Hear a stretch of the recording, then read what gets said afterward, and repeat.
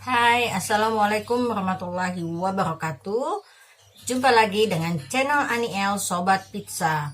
Kali ini saya akan bagi-bagi cerita tentang pengalaman saya terkena serangan stroke. Kemarin sudah saya upload video tentang kondisi psikis saya pasca stroke. Dan sekarang saya akan membahas kondisi fisik saya pasca stroke. Sebelum kita mulai, alangkah baiknya jika tekan tombol subscribe dan tekan tombol notifikasinya agar saya lebih semangat lagi untuk membuat video-videonya.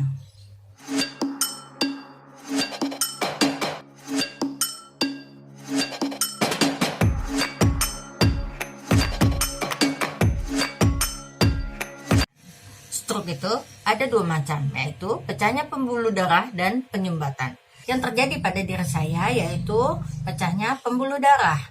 Pecahnya pembuluh darah ini menyerang otak bagian kiri saya yang mengakibatkan kelumpuhan atau kecacatan pada bagian kanan tubuh saya. Apa saja kelumpuhan atau kecacatan yang pernah saya alami dan yang kini juga saya alami? Yang pertama, dari bagian tubuh atas, yaitu kelopak mata ya Bu, bagian mata. Bagian mata ini saya agak menurun ke bawah, tidak simetris dengan bagian kiri. Bagian kanan saya seperti suka semutan sedikit-sedikit gitu ya Bu. Terus ini juga agak ujungnya nurun. Terus bagian pipi ini juga saya tidak, jika saya angkat begini ini terasa aneh gitu. Kalau yang ini kan elastis gitu, enak ya. Kalau ini tidak.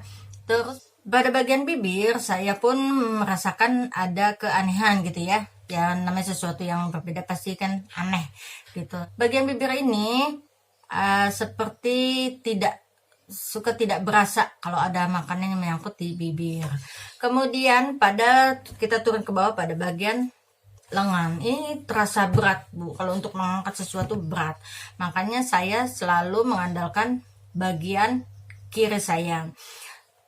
Tangan, jari semua terasa berat. Jadi aktivitas kasar rumah tanggaan yang saya lakukan melibatkan tangan bagian kiri, seperti mengulek, seperti memasak gitu ya, saya melibatkan tangan kiri gitu.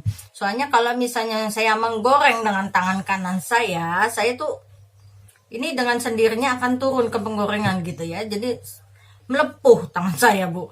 Terus aktivitas nyapu gitu ya, saya gunakan tangan kiri gitu. Terus untuk menulis, nah ini menulis yang agak susah, karena menulis itu kan kita membutuhkan kecil-kecil ya, jadi saya agak lambat. Bukannya saya tidak bisa menulis, saya bisa menulis, gini saya bisa nulis tapi secara pelan-pelan gitu ya, tidak secepat dulu gitu ya, tulisan pun tidak sebagus dulu gitu Bu. Terus yang sulit itu adalah tanda tangan, karena saya itu tanda tangannya kecil-kecil dan ribet dan banyak lekukan-lekukannya. Jadi ketika saya stroke, saya tanda tangannya pun agak sulit gitu. Jadi saya hanya tanda tangan ya kuak-kuak aja gitu, dan tidak mungkin ganti tanda tangan. Jadi tapi mungkin ukurannya jadi lebih kecil gitu. Terus perubahan apa lagi ya? Perubahan pada kulit Bu. Kulit ini, untuk kulit pun agak berbeda. Bagian kiri itu agak terang dan bagian kanan itu sedikit gelap gitu ya. Terus pada perbedaan itu lagi perubahannya pada kaki sebelah kanan. Jadi, pada bagian kaki bagian kanan secara kasat mata berbeda, yaitu kaki kanan saya lebih kecil daripada kaki kiri saya.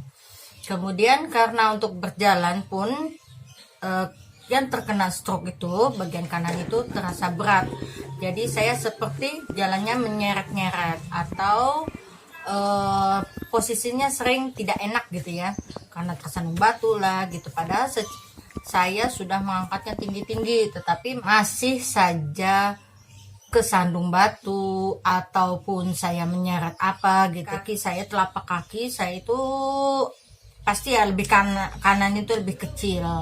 Yaitu dia jadi jari-jari jemarinya itu agak melengkup begini ya Bu, melengkup begini.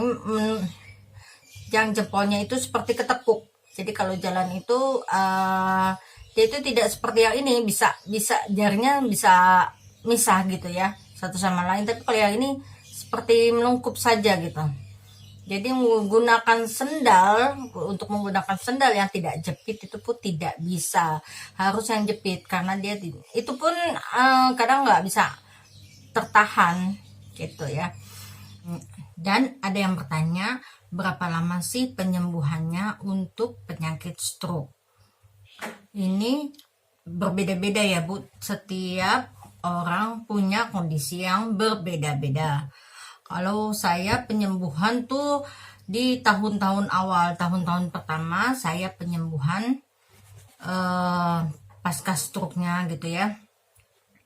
Karena usia saya masih muda, jadi masih mudah untuk melakukan aktivitas-aktivitas seperti berjalan, menulis gitu ya. Jadi keuntungan saya di situ karena saya masih muda dan proses penyembuhannya pun cepat gitu.